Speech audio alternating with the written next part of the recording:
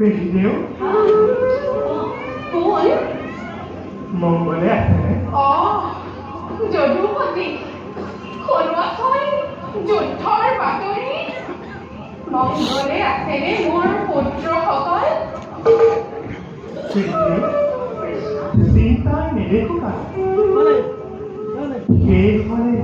ক্ষুদ্ৰ বক্ষ জগতৰ নীতি অনুসৰি ক্ষুদ্ৰ বক্ষ কিন্তু পেহিদেউ ধৰ্মৰ বলে বলিয়ান পাণ্ডৱ নাই কোনো চিন্তাৰ কাৰণ য'তেই ধৰ্ম ত'তেই শাস্ত্ৰৰ জানো জানো জানো কৃষ্ণ তুমি যাৰ প্ৰধান সহায় ভয় নাই ক্ষয় নাই সেই পাণ্ডৱৰ তথাপি ৰাখি ৰাখি বিভৱে মেলি ধৰে যেতিয়া মোৰ দুৰ্বল মনে মোৰ দেৱালী প্ৰভু অপত্য স্নেহত সময় অতি কেইটাতৰ কোৱা কোৱা কৃষ্ণ বাকী আছে আৰু কিমান দিন ভাৰতত শান্তি ৰাজ্য হ'ব প্ৰতিষ্ঠিত ভায়ে ভায়ে হিংসা হিংসি আত্ম পৰিয়ালৰ কেতিয়া আৰু সামৰণি পৰিব ইয়াৰ ময়ো তাকেই ভাবিছো পেহিদেউ কিন্তু পেহিদেউ কৃষ্ণ ধৰ্মৰ বলে বলিয়ান হৈ পাণ্ডৱে সাজু হৈছে যুদ্ধৰ বাবে বিচাৰিছে মাথো আহিল তোমাক কিবানে কিবা সংবাদ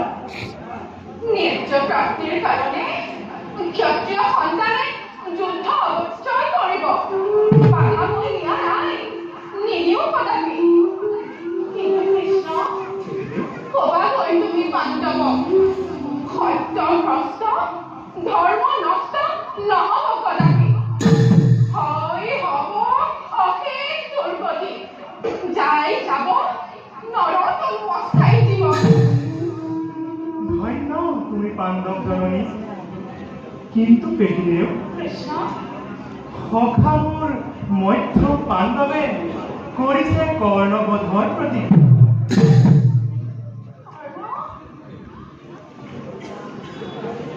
যদুপতি আগন্ত মহাসমৰৰ পৰা কৰ্ণক তুমি যেনে তেনে কৰা অবিৰত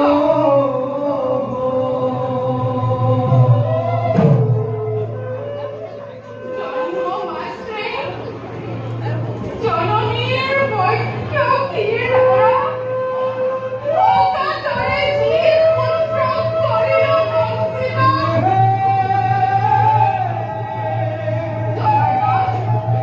সেই ৰচিত পুত্ৰ তুমি নকৰাবা কি জননীৰ নালাগে ভাবিব তুমি কৰ্ণৰ বাবে ভাবা মাত্ৰ অৰ্জুনৰ বাবে